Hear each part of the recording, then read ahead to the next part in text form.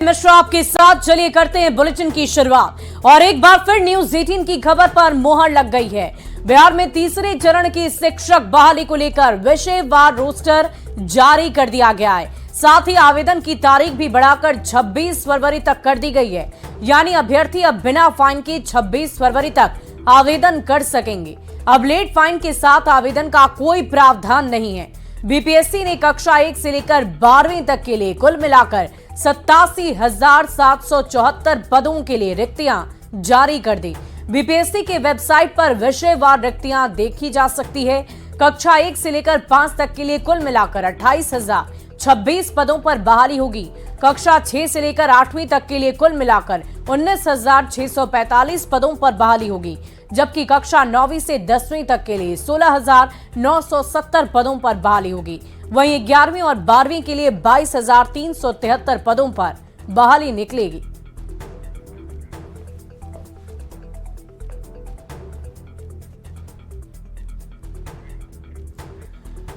और शिक्षा विभाग के अपर मुख्य सचिव के मुद्दे पर एक बार फिर से बिहार विधानमंडल के दोनों सदनों की कार्यवाही बाधित होती रही। विपक्ष के पाठक के मुद्दे पर सरकार को घेर रहा है, तो दूसरी ओर सत्ता पक्ष का कहना है कि जो मुख्यमंत्री ने कह दिया वही होगा और जो नहीं मानेगा उस पर कार्रवाई होगी।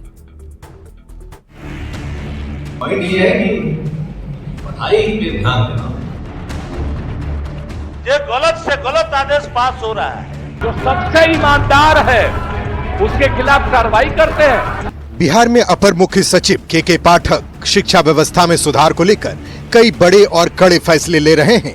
स्कूल की टाइमिंग से लेकर शिक्षकों की भूमिका तक, जिसको लेकर सड़क से सदन तक हंगामा मचा है।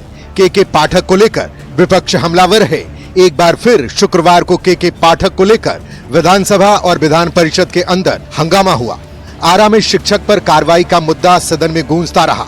विपक्ष ने सीएम नीतीश कुमार के आदेश के बाद भी कार्रवाई को निंदनीय बताया। हजूर, जिस दिन से हजूर सदन चल रहा है, एक व्यक्ति के चलते हंड भंड होकर रह गया है। अपर मुख्य सचिव शिक्षा, सरकार को क्या मोह हो गया है हजूर? ये गलत से गलत आदेश पास हो रहा है और जिस दिन से सदन चल रहा है आधा समय इसी में बीत गया। पूर्व मुख्यमंत्री और विधान परिषद में नेता प्रतिपक्ष राबड़ी देवी ने कहा कि सरकार इधर उधर पलट रही है, इसलिए मुख्यमंत्री के आदेश को भी अधिकारी नहीं मान रहे हैं। बिहार की जनता देख रही है मैडम क्या कर रही है। सरकार कहना उन्हें पलट रही है, इसीलिए अधिकारी उनको सुन नहीं रहा कोई बात। विपक्ष के हंगामे और आरोपों का जवाब देते हुए शिक्षा मंत्री विजय चौधरी ने सदन के अंदर कहा कि आरा में शिक्षक के ऊपर जो कार्रवाई हुई है वो नियमों के अनुसार हुई है। अगर कोई कार्रवाई नियम के खिलाफ हुई है तो विभाग देखेगा। मंत्री के आदेश या मुख्यमंत्री के सदन में घोषणा का हर हाल में सरकार अनुपालन सुनिश्चित करेगी। करेगी, हो जाएगा। शिक्षा मंत्री विजय चौधरी के जवाब के बाद भी आरजेडी के नेता टोका टोकी करते रहे, जिस पर जेडीयू एमएलसी नीरज कुमार ने पलटवार किया। नीरज कुमार ने कहा कि नीतीश कुमार का आदेश सर्वोपरि है, इसकी अवहेलना कोई नहीं कर सकता। मुख्यमंत्री नीतीश कुमार जी ने जो सदन में कहा कि विद्यालय 10 से 4 चलेगा, 15 मिनट पहले शिक्षक आएंगे, 15 मिनट बाद जाएंगे, ब्रह्मवाक्य है। ब्रह्मवाक्य जैसे ब्रह्मा विष्णु महेश को कोई इनकार नहीं कर सकता है, वैसे ही समय सारणी को कोई इनकार नहीं कर सकता है। के पाठक के फैसले से विपक्ष नाराज है और कार्रवाई की मांग पर अड़ा हुआ है। हालांकि सीएम नीतीश कुमार के पाठक के फैसले के साथ नजर आ रहे हैं। सीएम ने सदन में कह दिया था कि वह एक ईमानदार अधिकारी हैं। ऐसे में सवाल है कि शिक्षा व्यवस्था में सुधार को लेकर के पाठक के फैसले से विपक्ष नाराज क्यों है। सवाल ये भी है, बिहार में शिक्षा की बेहतरी है जरूरी या पाठक को हटाना है जरूरी। न्यूज 18 के लिए पटना से रवि एस नारायण, अमित कुमार और शैलेंद्र कुमार की रिपोर्ट। वहीं प्रधानमंत्री नरेंद्र मोदी 2 मार्च बिहार दौरे पर आ रहे हैं। बिहार आरजेडी से रिश्ता तोड़कर जेडीयू बीजेपी की सरकार बनने के बाद पीएम मोदी का ये पहला दौरा होगा।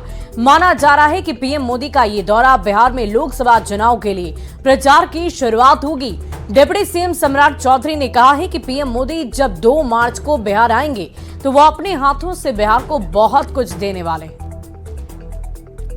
2 तारीख को आदरणीय प्रधानमंत्री जी आ रहे हैं। 2 तारीख से इस बिहार में जो भी गरीब होंगे, जिनको भी 5 किलो का अनाज मिलता है, उनको मोदी जी की गारंटी है कि उनको 5 लाख तक का इलाज भी सरकार की व्यवस्था से खड़ा करने का काम किया। वहीं डिप्टी सीएम सम्राट चौधरी ने महागठबंधन पर जमकर हमला बोला। सम्राट चौधरी ने कहा कि महागठबंधन में 2G, 3G और 4G चल रहा है। बिहार में जहां 2G वहीं तमिलनाडु में 3G है, जबकि कांग्रेस में 4G चल रहा है। सम्राट चौधरी संत शिरोमणि रविदास जयंती समारोह में शामिल होने आए थे। 2G का मतलब मैं कोई टेक्नोलॉजी की बात नहीं कर रहा। 2 जनरेशन की पार्टी थी, बाप और बेटा। जो बिहार में आप देखते होंगे कि राजद वाले लोग पहले बाप, फिर माता जी, अब बेटा जी। ये 2 जनरेशन का राजनीति है। और किसी जगह 3G चला है। 3G कहां चल रहा है? 3G तमिलनाडु में चल रहा है साथियों। तमिलनाडु में करुणानिधि जी आए, MK स्टैलिन आए, अब उनका बेटा एक स्टैलिन आया जो सनातन को रोज गाली दे रहा है। और कुछ जगह तो 4G भी चल रहा है। 4G का मतलब समझे, 4 जनरेशन। मोतीलाल नेहरू, पंडित नेहरू, इंदिरा गांधी, राजीव गांधी और राहुल गांधी, यही है 4G। और कौन जी चलावे इस देश में, ये तो लोकतंत्र तय करता है साथियों।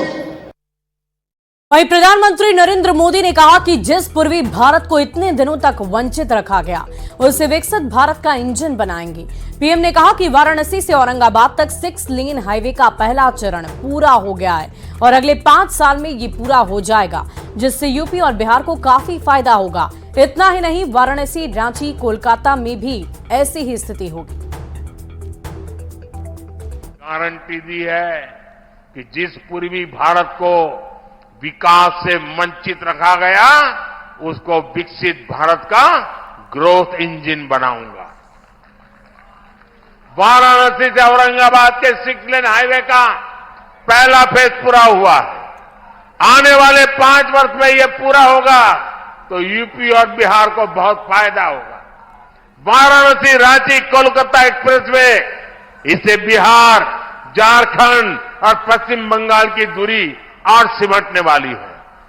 भविष्य में बनारस से कोलकाता के सफर का समय करीब करीब आधा होने जा रहा है। साथियों, आने वाले 5 वर्षों में यूपी के काशी के विकास में भी नए आयाम जुड़ेंगे। और वाराणसी में प्रधानमंत्री नरेंद्र मोदी की जातिवाद पर बयान का जेडीयू के मुख्य प्रवक्ता केसी त्यागी ने समर्थन किया। केसी त्यागी ने कहा कि जेडीयू में ना जातिवाद है और ना ही परिवारवाद। और मैं मोदी जी से मेरा इत्तेफाक है कि जब डायनेस्टी ट्रांसफर होती है, उसके साथ साथ वो जाति व्यवस्था का भी पोषक बनती है। दोनों एक दूसरे के पूरक हैं, यानी कि डायनेस्टी जिस जात की है, परंपरागत तरीके से आने वाली राजनीति का वाहक भी वही जाति होगी। हम इस परंपरा के विरुद्ध हैं और प्रधानमंत्री का जो वक्तव्य है उसकी प्रशंसा करते हैं। और बिहार विधानसभा में ऊर्जा विभाग के बजट पर विधानसभा में लाए गए कटौती प्रस्ताव पर सीएम नीतीश ने 2 टूक कहा है कि मुफ्त में बिजली नहीं मिलेगी। उन्होंने विपक्ष से कहा कि अगर आप लोगों को निकल कर जाना है तो जाइए, मैं शुरू से कह रहा हूं मुफ्त में बिजली नहीं दी जाएगी। सीएम स्पष्ट शब्दों में ये बातें कहते नजर आए। उन्होंने साफ कह दिया कि बिहार सरकार सस्ते दर पर बिजली जरूर देगी, पर मुफ्त में, फ्री में बिजली नहीं दी जाएगी। आप लोगों को निकल के जाना है, आप पहले से जानते नहीं थे। आपको तो हम शुरू से कह रहे हैं ना कि मुफ्त में नहीं दिया जाएगा, अब बहुत कम पैसे में देते हैं हम लोग। और इसीलिए देते हैं कि वो सुरक्षित रहे। कितना कम पैसा में देते हैं, कितना बड़ा पैसा लगता है सरकार को बिजली लेने में, और कितना कम पैसा देते हैं। आप सब लोग रहे एक बात जानते रहे, अब आज बोल रहे हैं। और बाकी कई राज्यों में कुछ लोग अपना कर देते हैं कि मुफ्त में देंगे, और हम तो शुरू से यहां बोलते रहे, बाहर बोलते रहे, यहां तक कि चुनाव के दौरान जब भी चुनाव होता था वहां पर भी हम खड़ा होकर के बोल देते थे कि यह सबकी सुरक्षा के लिए है। वहीं ऊर्जा मंत्री विजेंद्र यादव ने ऊर्जा विभाग का बजट पेश करते समय आरजेडी पर जमकर निशाना साधा। उन्होंने कहा कि लालू और तेजस्वी बोलते कुछ हैं और करते कुछ और। उन्होंने तेजस्वी यादव पर निशाना साधते हुए कहा है कि सीएम नीतीश की कृपा से वो 2 बार उप मुख्यमंत्री बन गए और अब क्रांतिकारी बन रहे हैं। उन्होंने कहा कि तेजस्वी 9वीं फेल हैं और अपने आप को कलाकार मानते हैं। कहावत है, और भैंस वो खौर खाया बकरी खाया चार। तो जो काम नहीं करे वो पूरा वातावरण परिवार, अब नीतीश जी के कृपा से ही 2 बार जो उप मुख्यमंत्री बना, बड़ा भारी नेता क्रांतिकारी हो गया। खबर बेगूसराय से, जहां सिमरिया गंगा धाम के लिए शनिवार का दिन बहुत ही खास होने वाला है। शनिवार को सिमरिया गंगा धाम में नवनिर्मित सीढ़ी घाट धर्मशाला पार्क का उद्घाटन मुख्यमंत्री नीतीश कुमार के हाथों किया जाएगा और इसी के लिए प्रशासन और स्थानीय लोगों ने पूरी मुकम्मल तैयारी कर ली है। सिमरिया गंगा घाट का जायजा लिया संवाददाता संतोष कुमार ने। तैयारी अभी निर्माणाधीन, कुछ कार्य जो है वो निर्माणाधीन है, और जो हम लोग उद्घाटन के लिए जितनी तैयारी हो सकता है हम लोग सारी तैयारी कर लेंगे आज रात तक। सरकार की ओर से प्रतिनिधिष्ठा में क्या जानकारी मिली है, क्या तो बताए तो शिलान्यास उद्घाटन है सीढ़ी घाट का, कल्पावास जो बन रहा है ग्राउंड, और ये आपका धर्मशाला है। अभी हम खड़े हैं बेगूसराय जिले के प्रसिद्ध सिमरिया गंगा धाम में, जहां कल मुख्यमंत्री नीतीश कुमार के द्वारा नवनिर्मित सीढ़ी घाट का जो है लोकार्पण किया जाएगा। अभी हम दिखाने की कोशिश कर रहे हैं किस तरह यहाँ शिलापट जो है तैयार किए जा रहे हैं, क्योंकि कल ही मुख्यमंत्री यहाँ जो समय बताया जा रहा है अभी तक, हालांकि वो संभावित समय है, लेकिन 2 और 2:30 के बीच मुख्यमंत्री यहाँ आएंगे और जो है नवनिर्मित सीढ़ी घाट जो धर्मशाला है, हम आपको धर्मशाला भी दिखा रहे हैं, धर्मशाला इन सबों का लोकार्पण करेंगे। महिलाओं के लिए भी जिनमें शौचालय हो या फिर चेंजिंग रूम की व्यवस्था हो या लाइटिंग की व्यवस्था हो, जो आम तौर पर ज़रूरत के चीज़ हैं, उन सबों का ख्याल रखा गया है। इसको लेकर लोगों में काफ़ी खुशी भी है। तो कहा जा सकता है कि आने वाले दिन में सिमरिया न सिर्फ एक आस्था का केंद्र रहेगा, बल्कि ये पर्यटन के दृष्टिकोण से भी इसका बहुत जो है प्रभाव बढ़ने वाला है और लोग दूर दूर से यहाँ आएंगे। संतोष कुमार, न्यूज़ 18 बेगूसराय। और तेजस्वी यादव की जन विश्वास यात्रा रोहतास के बिक्रमगंज पहुंची, जहां उन्होंने बिहार और केंद्र सरकार पर जमकर हमला बोला। तेजस्वी यादव ने लोगों से 3 मार्च को पटना आने का आह्वान किया। तेजस्वी ने कहा कि लालू प्रसाद खुद सभी जिलों में घूमने वाले थे, लेकिन स्वास्थ्य कारणों की वजह से वो नहीं आ पाए। तेजस्वी यादव ने बताया कि लालू प्रसाद पटना की रैली में जरूर मौजूद रहेंगे।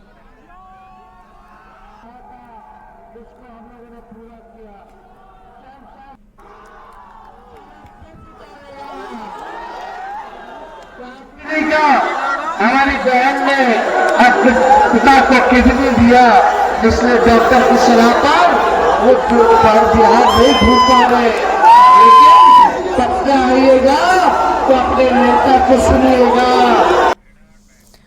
वहीं लोकसभा चुनाव की तारीख जैसे जैसे नजदीक आ रही है, सभी राजनीतिक पार्टियां अपने अपने तरीकों से तैयारियों में जुट गई है। सीतामढ़ी लोकसभा सीट पर आरएलएम ने अपना दावा ठोक दिया है। उपेंद्र कुशवाहा की पार्टी के प्रधान महासचिव माधव आनंद ने कहा कि सीतामढ़ी के लिए उनकी तैयारियां पुख्ता है। लोगों ने 5 फरवरी को सीतामढ़ी लोकसभा क्षेत्र स्तरीय विशाल रैली का आयोजन किया था। आप लोग भी सब वहां मौजूद थे। कितनी बड़ी संख्या में लोग जो है सो वो आए आदरणीय उपेंद्र कुशवाहा जी को सुनने के लिए। इतनी बड़ी संख्या थी कि पूरा जो है सीतामढ़ी शहर जो है सो जाम हो गया था। अब लोकसभा की तैयारी हेतु अब हम लोगों ने विधानसभा सम्मेलन करने का भी जो है निर्णय लिया है। बढ़ते अगली खबर की ओर। जेडीयू विधायक नरेंद्र नारायण यादव सर्वसम्मति से बिहार विधानसभा के उपाध्यक्ष चुने गए। महेश्वर हजारी के पद छोड़ने के बाद जेडीयू ने नरेंद्र नारायण यादव को उपाध्यक्ष पद के लिए उम्मीदवार घोषित किया था। किसी दूसरे के नामांकन दाखिल नहीं करने के कारण नरेंद्र नारायण यादव निर्विरोध बिहार विधानसभा के उपाध्यक्ष चुने गए। चुनाव के बाद मुख्यमंत्री नीतीश कुमार ने नई जिम्मेदारी के लिए नरेंद्र नारायण यादव को भी शुभकामनाएं दी।